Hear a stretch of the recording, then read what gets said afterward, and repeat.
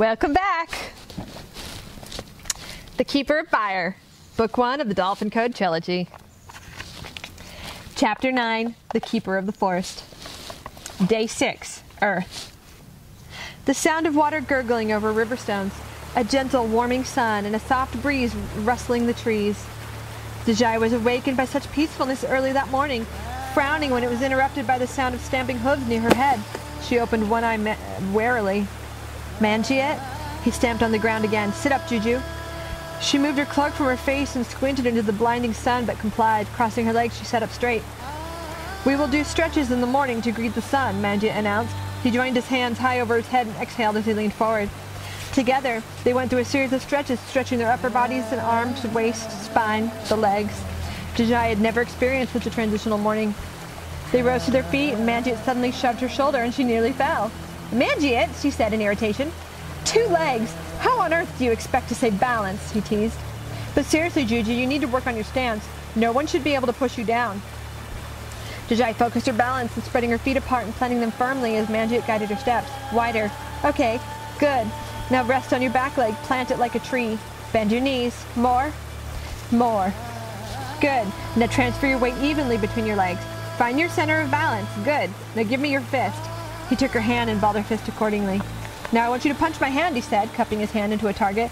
And as you punch, alternate fists, leaving the other palm at your waist. Now punch, punch, punch, punch. Maintain your balance now, he warned as she wobbled. Punch, punch, punch. He stepped back. Very good, Juju. It looked as though they were finished. What was all that about? Deiji finally spoke. Part of my morning ritual. Some very basic things I believe you can incorporate into your own life very easily. Thank you, she said with a smile. After their breakfast, they continued on their way, Deiji growing more curious as to their destination with each step. Come afternoon, she was just about to ask for more details when Mangiet spoke up. We are far enough. If I am not mistaken, you can climb this tree here, and when you do, look to the east. Curious, Deiji scrambled up the tree high into the branches. She grinned at the ease that the forbidden trousers brought to her agility. As soon as the tree began to creak from her weight, she stopped and looked east. There, far away, above and beyond the deep forest, loomed the snow-capped eastern ranges and Mount Odell. My home, she whispered. She could almost make out the ridge halfway up the mountain where her mother still lived without missing. She took a long, full look for her memory, a glimpse of what her mountain looked like from a distance. It put her world into sudden perspective. She could almost see a speck in the sky that she knew in her heart was Polk, and something in her chest grew very tight. She climbed down slowly. Why did you show me that? She asked Mangiet as she hopped down the rest of the way. Because sometimes a person needs to be reminded of the reason they are fighting, he said readily. Deiji accepted this, and they made their way back to Jaina. They stopped in the early evening to make camp. Deiji was surprised. The sun could still be seen above the tree line. Why so early? Mangiet smiled mysteriously. You need to sleep now, for you will not tonight. She asked no further questions, but took him at his word, lay down on the ground, and tried to rest. When Deiji awoke, it was twilight. The sky was streaked with soft purples and oranges, but Deiji did not see this. All she could hear were the crickets, which were chirping loudly. There was something on her face cutting off her vision, and she yelped and touched the thing. Do not take off the blindfold, Mangiet said. Drink. There will not be water until morning. He placed a wooden flask into her hands, and she drank, dribbling a little down the front of her cloak. He slipped a piece of dried fish into her pocket. As you have taken on this task to be of my aid, I need to be sure that you will be calm under pressure, and be prepared to do what you must. I need to know that you know the force well enough to use it as a tool. He touched her arm. I'm going to leave you now, Juju. She drew her breath in sharply. What do you hear when you are silent in the forest? He asked sharply. Not much. It is pretty quiet. Birds, sometimes. Unacceptable. The forest is alive with sound and movement. If you know these noises, you can know what is going on around you at all times. I want you to sit against this tree and listen quietly. I want you to turn your ears to the forest. I am not going to tell you how long you will be sitting here, but when I toss a pebble at you, you may stand and remove your blindfold. Then I want you to track me in the dark. Use your ears, eyes, intuition. Do your best to walk without making a sound. I will see you at dawn. Deiji reached out her hand, but her fingertips touched air. Mangiet was gone. She sat down heavily and leaned against the tree trunk, her back straight. After several long minutes, she began to yearn for Mangiet's signal. She was growing fidgety. Finally, she bit her tongue and chided herself. The centaur had meant for this to be a learning experience, hands-on work, reality at its best. Talking about things is not enough. The gaining of experience requires action and patience and practice, she thought meditatively. Too often one craves to obtain the knowledge, but is not patient enough to learn the lessons. Like myself, she added as an afterthought. And it cannot be rushed. While the end result is important, it is in the experience where we learn the way. It is in the experience where we find the most to gain. Deiji began to think on these things until she had silenced her mind. Then, body and mind still, she found herself listening to the forest, picking out sounds and placing their source. For the next 3 hours she sat, eventually distinguishing the layers of animal and wind from one another. The crickets were chirping. And once she separated the noises, she was able to recognize the breezes that ruffled the trees and made them creak. She heard the soft padded feet of a bobcat slowly crossing the clearing, a fox's yelping echoing through the trees, the gurgle of the distant river, fireflies. Amazed, Deiji was hearing movements in the woods she had never noticed before. She found herself wholly grateful that Manjit would show her this. She smiled and felt an unexpected weight land on the taut fabric of her coat, and her searching fingers discovered a pebble. When she stood to remove the blindfold, she was very surprised to find the darkness as it was. It had to be nearly midnight. The only light was that of the moon, which seemed thankfully near its fullness. Deiji scanned the tree line, searching for Manjit's form. Nothing. Focusing her eyes as they adjusted to the moonlight, she peered at the ground thoughtfully. When she saw a hoofprint in the dirt, she smiled and headed southwest. She had not told the centaur of this gift she had retained of always knowing directions. Deiji made her way through the trees, trying not to make a sound or touch a single bush. She noticed easily with her newly trained ears the sounds of what was typical of the forest at night, and foreign noises such as her own steps. She noticed immediately when there was a rustle in the bushes that most definitely was not the wind. Deiji grinned. Manjit. As she stepped on into the darkness, she noticed a dark silhouette in the bushes. There was white, shaggy fur down its flank, quite distinguishable in the dark, and it was shorter than Manjit. Deiji froze. It leaned its head back and opened its mouth and let out a long, steady howl that made her heart skip a beat. A wolf! It growled at her, opening its mouth, which was dripping thick with white foam. She backed away slowly, but knew it was no good. "Someone help!" she cried out in her heart, though she could not utter a sound for fear. The wolf inched forward, low to the ground, snarling. Then, the sound of pounding hooves. Manjit leapt into her path and grabbed her into both arms with surprisingly strong hands. "On my back," he yelled as he swung her weight to the side and let go. Deiji snatched for a firm grip and found his shoulders. Pulling herself tightly to his back, she threw a leg over and held fast. The wolf growled again, hackles up, its hair standing on end. "We run!" Manjit yelled, and they took off through the forest.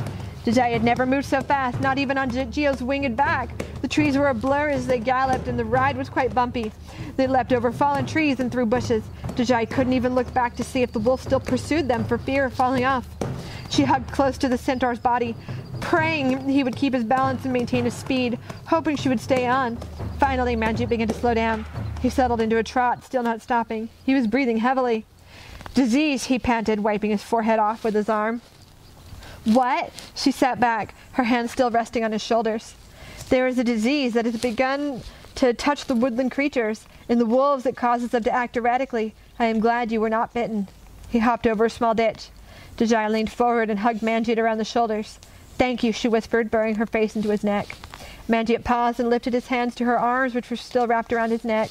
They held each other this way, cheek to cheek, as the earliest stirrings of forest life awakened.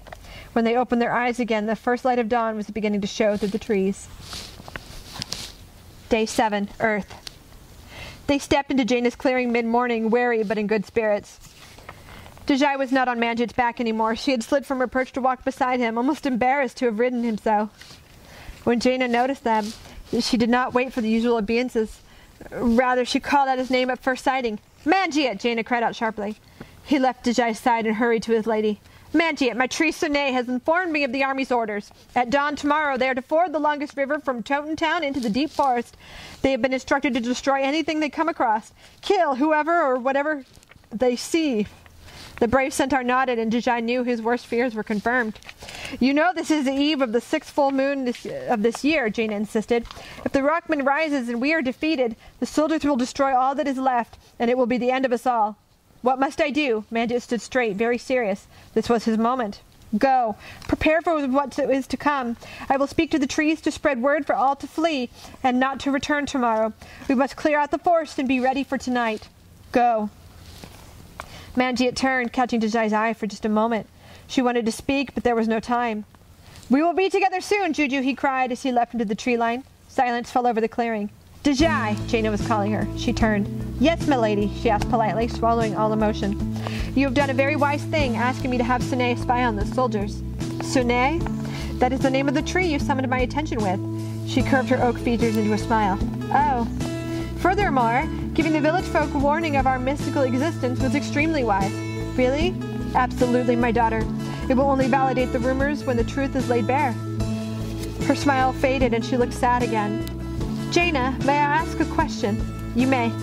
I wanted to know. My friend Mowat told me of your unique relationship with Mowat. He's the keeper of all life, a bringer of hope, love, and inspiration. Why then, my mother, are you so mournful? There was a definitive pause in which Deiji felt sure she had said something wrong. But at last Jaina spoke. Sit, child. Obediently Deiji sat. My heart mourns because I feel my children's pain. It is hard to bear all the suffering of the children of this world without some sadness, she said with a small smile. It begins a long, long time ago, when the first of the humans, fresh from their journey from the sea, forgot all that they had left behind. Relant, the bringer of death, encouraged such willful separation, and within a few short generations, all knowledge of man's history was lost. Mowat took me from the sea and placed me on the earth to do all that I could to guide my lost children. But change does not come quickly. I chose to be placed in the deep forest where I could work through the mystical people who had populated the entire continent before the birth of man, rather than be placed in the midst of the humans. At times, it seems futile, but an ancient prophecy declares triumph. At this time, Deiji opened her mouth to speak, and Jaina, seeing this, waited patiently. What is the prophecy, milady? Deiji began. I have heard of this thing before, and I need to know what it truly means. To her relief, Jaina had a ready answer. It is an ancient prophecy prophesied by a wise centaur from ages past. It is said that the humans would continue to rise, unaware, and the broken continent would continue to shift on the 6th full moon of each year when the rock moon rises and the earth quakes. The continents shift farther and farther apart, and the world remains divided. Relant, in his effort to destroy the world, was to release a deadly fever that would target both man and mystical people. This sickness would clear the way for Relant's children. Relant has not yet revealed his children, so we do not know if the prophecy is complete, but it is clear that the fatal fever is on the rise. The air of the mountains is permeated. The oceans were affected but are now healing. The islands are also recovering, but we are still fighting for the forest.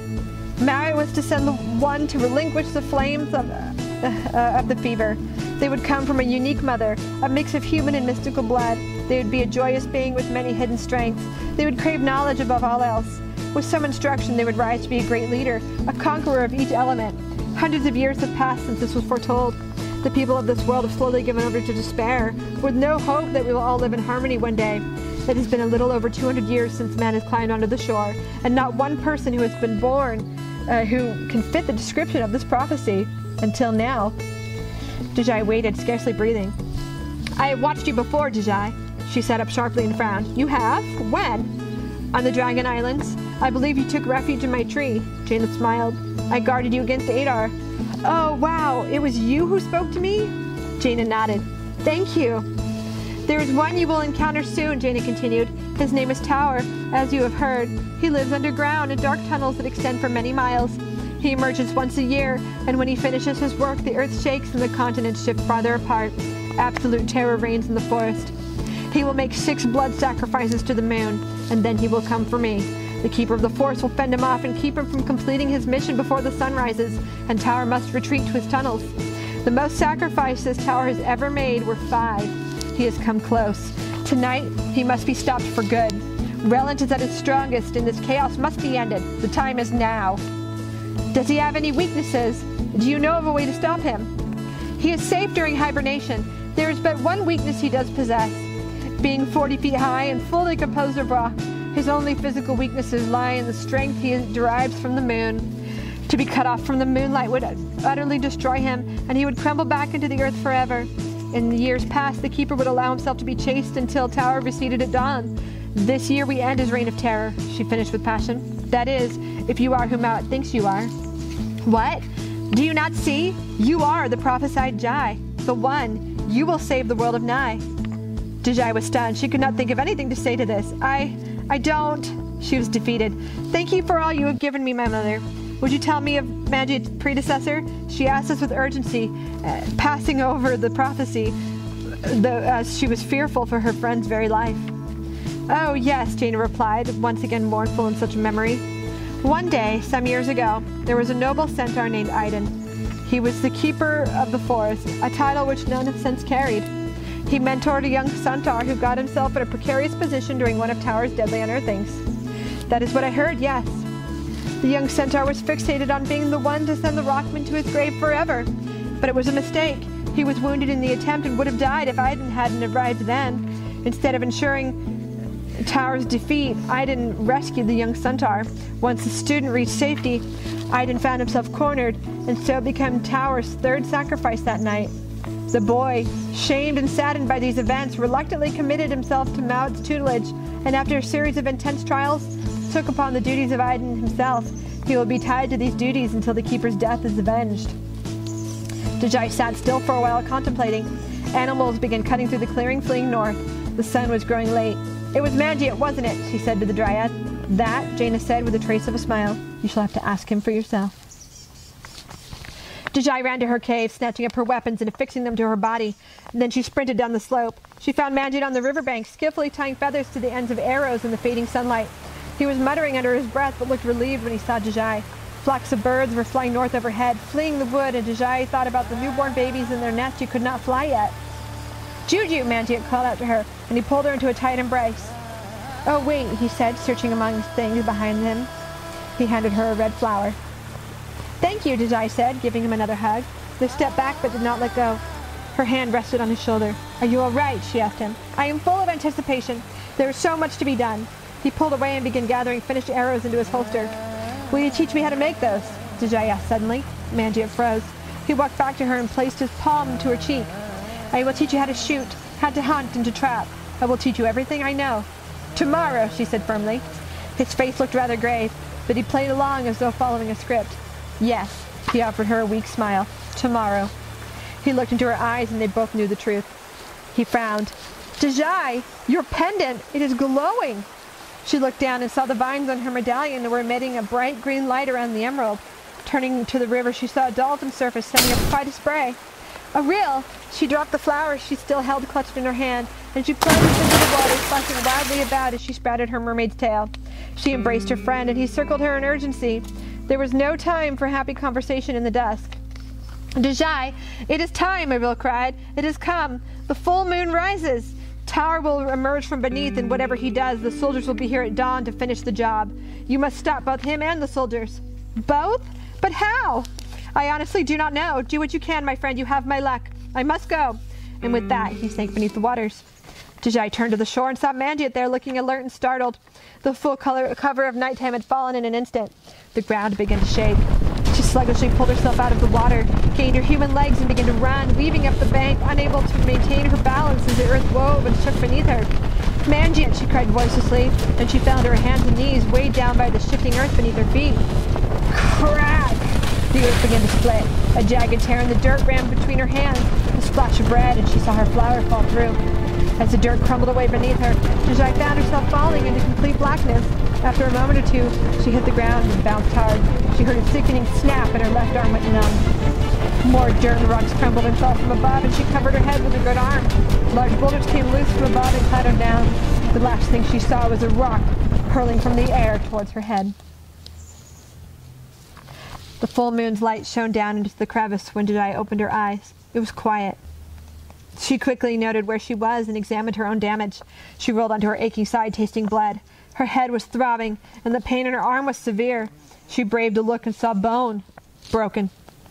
Looking closer, she saw a vast series of tunnels spreading off in all directions. A large pile of boulders lay near. She could see the night sky above, and thought she might be able to climb out of the crevice. Suddenly, something moved. Deiji frowned, looking for the source, and realized a series of boulders that were stacked on one another were rocking a little. And she stared, mystified. The thing stood up, revealing itself to be a tall mound of gray rock, humanoid in body. It suddenly clicked in her head what she was seeing, and she scrambled to her feet and took off down a tunnel. The rock ran crashing on after her. The boulders that might have been his feet rolled him along like the wheels of a wagon in Dejai's village. She sprinted through the tunnels as fast as she could, clutching her wounded arm to her body, but there was no way to outrun him. She leapt to the left and hugged the wall, thinking to double back behind him. Tower tried to halt, but skidded past her. His left boulder of a leg scraped her back raw as she passed, and she screamed. Falling back onto the ground, she lay gasping as she heard a strange booming noise. She looked up as the rockman saw his whole body was shaking in a fit of laughter, his cave of a mouth gaping wide. Deiji jumped to her feet and limped back to where she had fallen into this place. She could hear him rolling up behind her, advancing quickly. She could see a way to climb up, but knew it was too late. Then she heard the unmistakable sound of pounding hooves. An arrow flitted from the top of the crevice and hit the tower's chest, knocking a chip of rock away. Infuriated, the rockman roared. Glancing upwards, Deiji saw a flash of a horse-like creature diving down into the crack with them. Mangiate! He leapt into the pit, his strong legs absorbing the impact. Go! He screamed at her as he led Tower down a tunnel. Get above ground! Deiji dragged herself up toward level ground, looking to the open sky. She hesitated. Making a quick decision, she dropped back down into the tunnel and ran after them. As she came around the bend, she saw Mangiate nimbly dodging the rockman's deadly blows again and again. He was cornered against the rock. Mangiate leapt once again out of the way, barely avoiding contact. Angered, Tower slammed a fist into the mass of earth and rock overhead. Pieces and pieces of rock fell, avalanching down the side of the tunnel. The centaur tried to jump, to leap from every falling rock, but a large one struck him in the side. Another hit his head, and another. He fell to the ground, bruised and bleeding, and then the rockman crushed him underfoot. Thank you for watching. Stay tuned for our next chapter.